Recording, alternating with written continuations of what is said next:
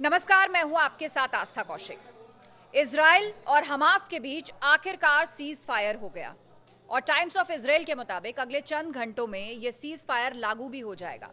लेकिन इसी बीच social media पर एक बयान की चर्चा हो रही है और यह बयान है हमास के नेता खलील अल हया का। कतर टेलीविजन को दिए हुए भाषण में उन्होंने कहा कि यह सीज फायर नेतन्याहू की करारी हार है और इतने जुल्मों के बाद भी हमास और फिलिस्तीन ने हार नहीं मानी। उन्होंने कहा, हमने इजराइल को कब्जा नहीं करने दिया, जिसके बाद इस बयान से सोशल मीडिया पर एक बहस छिड़ गई है और सवाल उठ रहा है कि क्या सीज फायर ने नेतन्याहू को झटका दिया है। सूत्रों के मुताबिक नेतन्याहू कैबिनेट के 24 मंत्री सीज फायर के पक्ष में थे और 8 मंत्री खिलाफ। प्रधानमंत्री बेंजामिन नेतन्याहू के ऑफिस की तरफ से कहा गया है कि सरकार ने बंधक वापसी की योजना को मंजूरी दे दी है।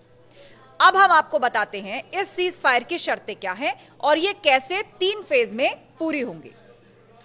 हम आपको बताते हैं पहले फेज में क्या होगा।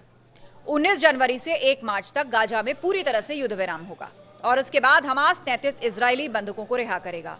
लेकिन गौर करने वाली बात यह कि इजराइल रोजाना अपने एक बंधक के बदले 33 फिलिस्तीनी बंदियों को रिहा करेगा।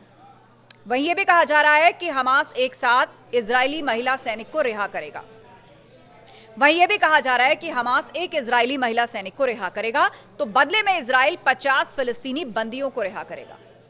और अब बात करते हैं दूसरे फेज की।